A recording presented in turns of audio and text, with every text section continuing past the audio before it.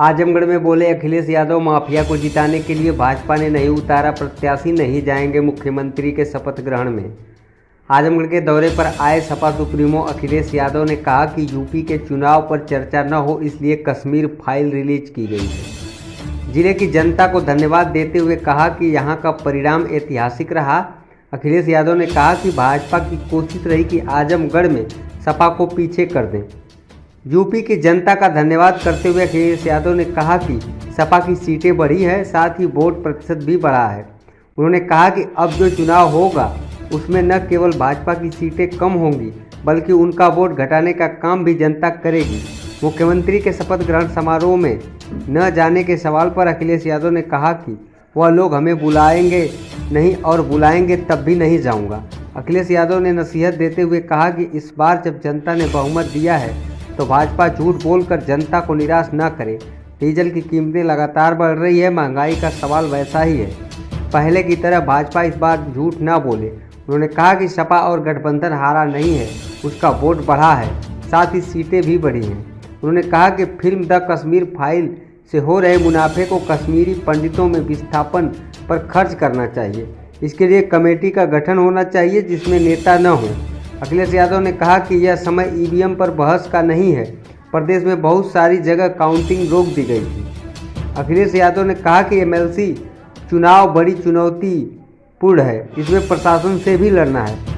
MLC चुनाव में प्रत्याशियों के नाम के साथ यादव न लिखने के सवाल पर कहा कि भाजपा अगर जातिवाद राजनीति करे तो वह सोशल इंजीनियरिंग है और सपा करे तो वह जातिवादी हो जाता है। भाजपा पर निशाना साधते हुए उन्होंने कहा कि जहां पर माफिया को चुनाव जिताना है वहां भाजपा ने प्रत्याशी नहीं उतारा है। चुनाव में बसपा के प्रदर्शन पर निशाना साधते हुए उन्होंने कहा कि इस चुनाव में बसपा क्या कर रही थी, भीमराव अंबेडकर का सपना क्या था और संविधान बचे। अखिलेश यादव ने कहा कि सुनने में तो यह भी आ रहा है कि बसपा ने अंदर ही अंदर भाजपा से हाथ मिला लिया।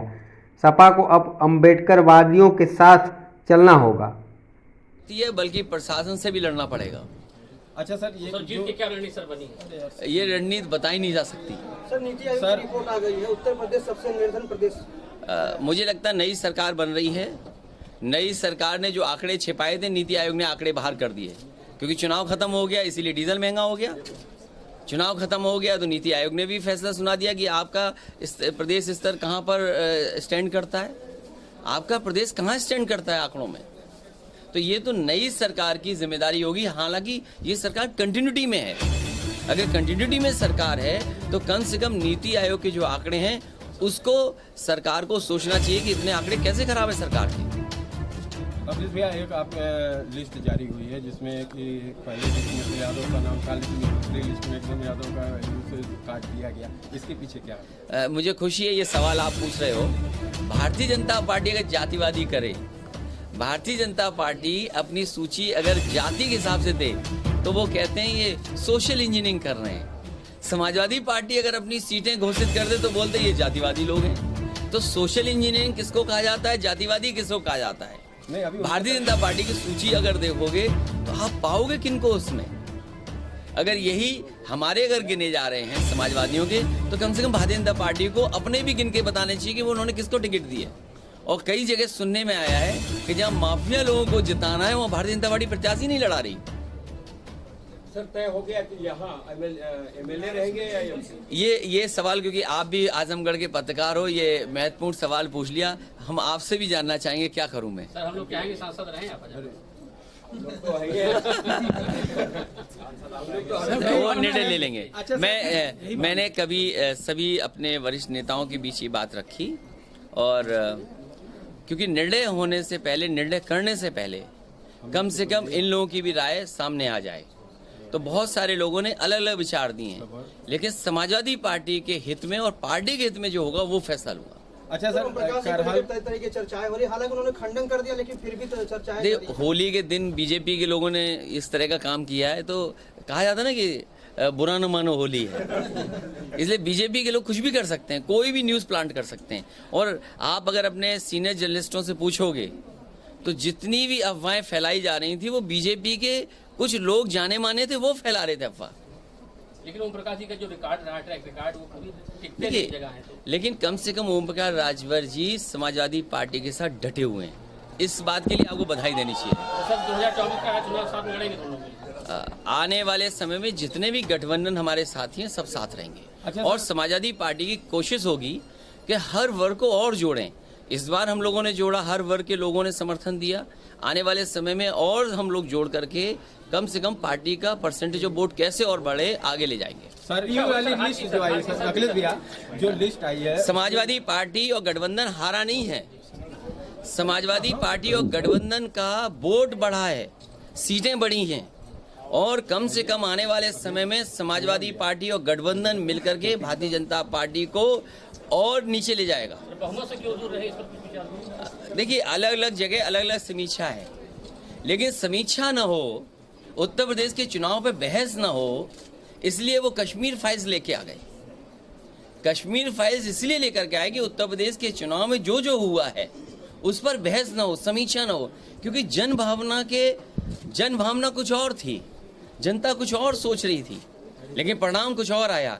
अब तो हम यही कह सकते हैं, जो कश्मीर फाइल्स में पैसा इकट्ठा हुआ है, जो इतने बड़े पैमाने पे फिल्म देखी जा रही है, कम से कम उसके मुनाफे से जो कश्मीरी लोग जिनको विस्थापित करने के लिए खर्च होना चाहिए, और कम से कम बीजेपी को ये काम तो करना चाहिए। बीजेपी जब इतना प्रचार कर रही है, इतना आगे बढ़ा रही है कश्मीरी फाइल्स को लेकर के, तो उससे कमाए हुए पैसे से कश्मीरी पंडितों का विस्थापन होने का काम भी होना चाहिए। और कम से कम ऐसी कमेटी बननी चाहिए जिसमें पार्टी के पॉलिटिकल लीडर्स ना हो। कश्मीर फाइल्स के जो मुनाफा हुआ है उससे कम से कम उनके इस्तेमाल में तो आए। कश्मीरी पंडित जो अभी तक नहीं पहुंच पाए, उनको कैसे वहां पे सेटल किया जाए, तो कम से कम उसमें किसी पॉलिटिकल पार्टी के लोग ना हों, और जो कश्मीरी पंडित हैं उन्हीं की कोई कमेटी बन करके उस पैसे से पूरा का पूरा उन्हीं के लिए सेटलमेंट के लिए इंतजाम होना चाहिए। ईवीएम के कारण रहा सर हार का? ईवीएम पे बहस इसलिए नहीं करना चाहिए, वो ये समय नहीं है ईवीएम का, लेकिन जिस तरीके से प्रशासन ने किया है, आप जगह जगह पूछिए। मैं कहूँगा तो कहेंगे कि समाजवादी पार्टी क्योंकि चुनाव लड़ रही थी, आज वो हार गई है इसलिए आरोप लगा रही है, लेकिन बहुत सारी जगह पर काउंटिंग रोक दी गई।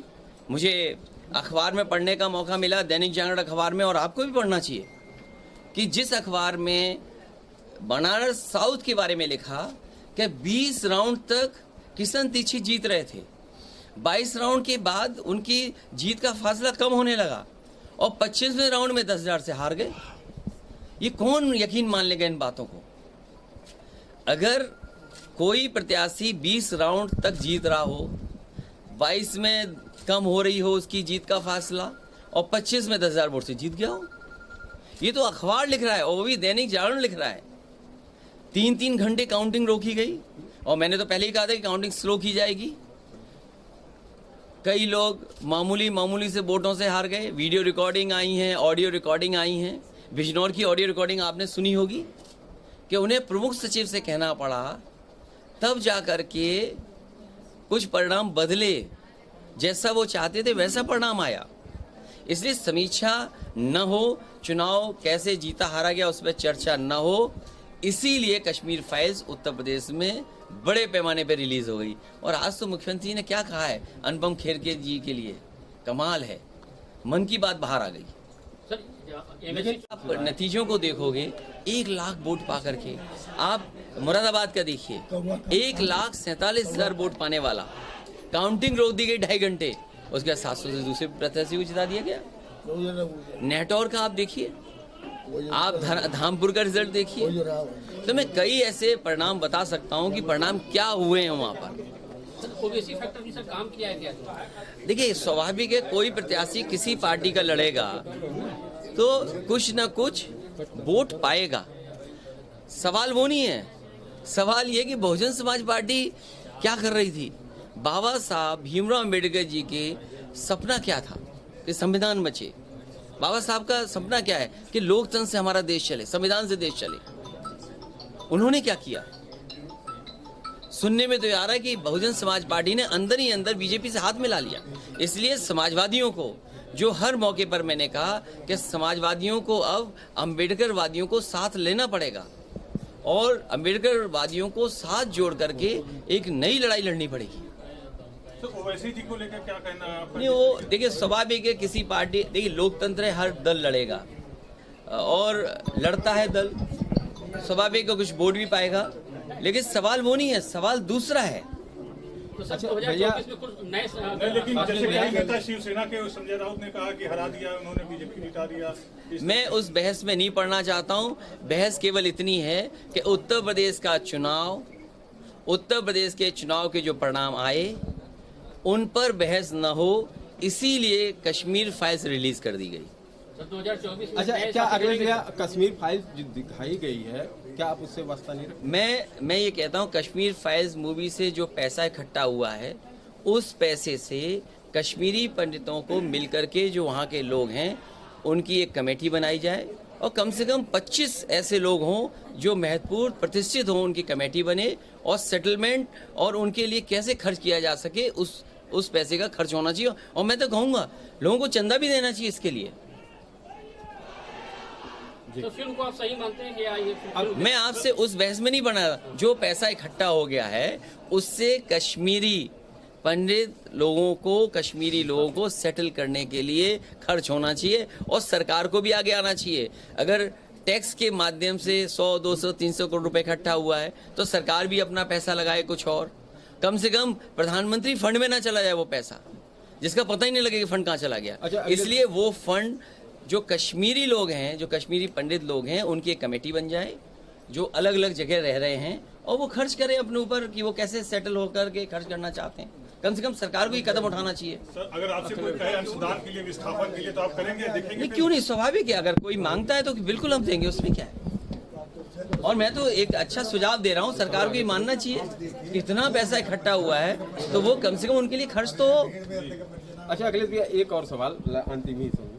ये आपने ये कहा था कि बड़े दलों से समझौता का अनुभव अच्छा नहीं था। देखिए वो समय नहीं आया है, छोटे दलों से आपने अनुभव किया, वो समय नहीं आया आगे है भी कि अभी गठबंधन हो कि नहीं हो।